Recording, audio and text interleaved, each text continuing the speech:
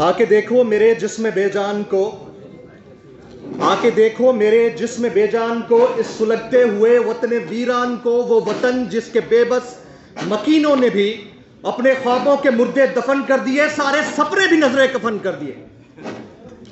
نہ کوئی آس ہے نہ کوئی کھیت ہے، ہر طرف بس سلگتی ہوئی ریت ہے۔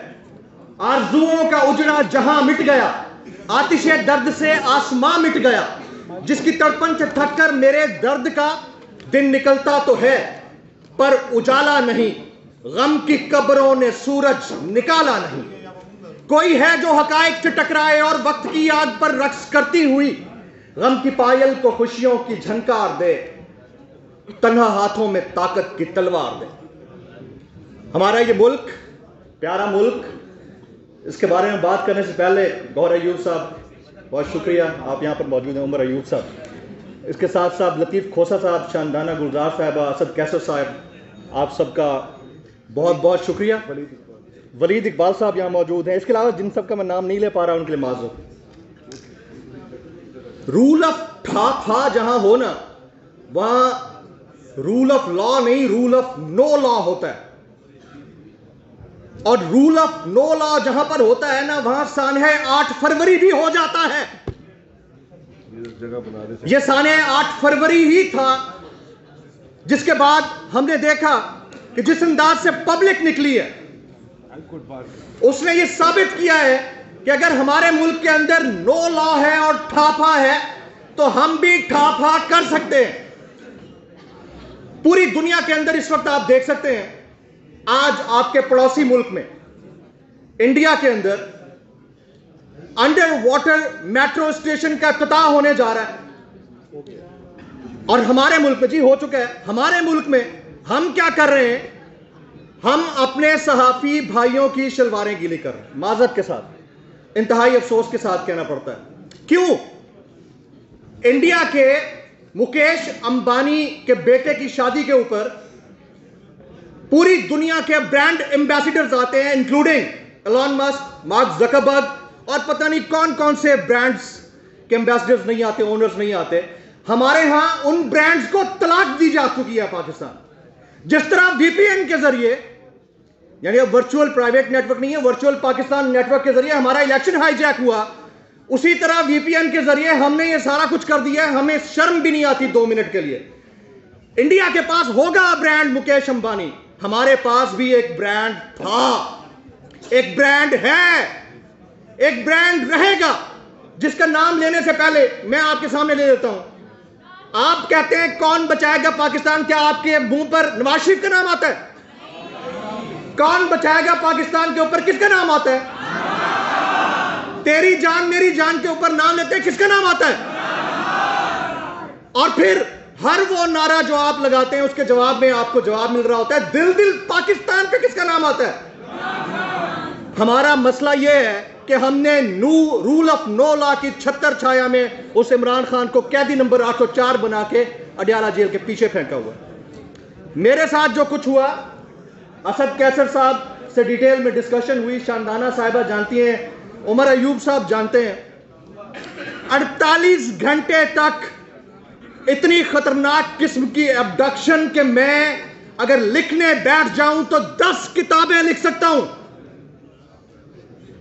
روزگار تنگ کیا گیا، معاش تنگ کیا گیا، تھریٹ کیا گیا، نوکریوں سے نکالا گیا، گھروں پہ بیٹھے ہیں، ریچ ہے نہیں ہے، جیب میں پیسہ ہے نہیں ہے، بول رہے ہیں، بولتے رہیں گے، بولتے رہیں گے، رکنا نہیں ہے ہم نے۔ لیکن تھوڑا سا گلہ بھی ہے، تھوڑا سا گلہ بھی ہے۔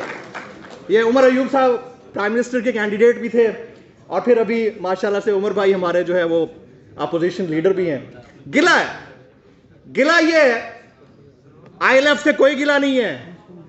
آئی ایل ایف کے لیے میں تالیاں بجاؤں گا۔ جس وقت مجھے 3 دن کی خطرناک ابڈکشن کے بعد پہلی دفعہ کورٹ میں لایا جا رہا تھا، میں بندھا ہوا تھا ہاتھ پاؤں، اور میرے ذہن میں صرف ایک بات آ رہی تھی، میرے پیرنٹس نہیں ہیں، ایوری بڈی نوز جو میری سٹوریز کو جانتے ہیں، میری سکسیس سٹوری کو، تو مجھے لگا کہ پتہ نہیں مجھے کوئی ریسیو کرنے آئے گا بھی یا نہیں آئے گا۔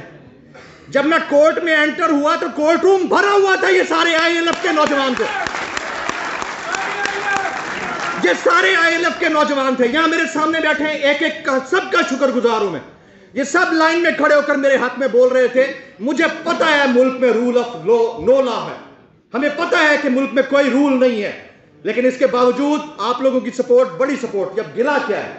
گلہ یہ ہے کہ وہ جو 15-16 گنے چنے نام ہیں، ارشد شریف شہید، سمیع ابراہیم، صدیق جان، عمران ریاض خان، جمیل فاروقی، اور لسٹ گوز آن.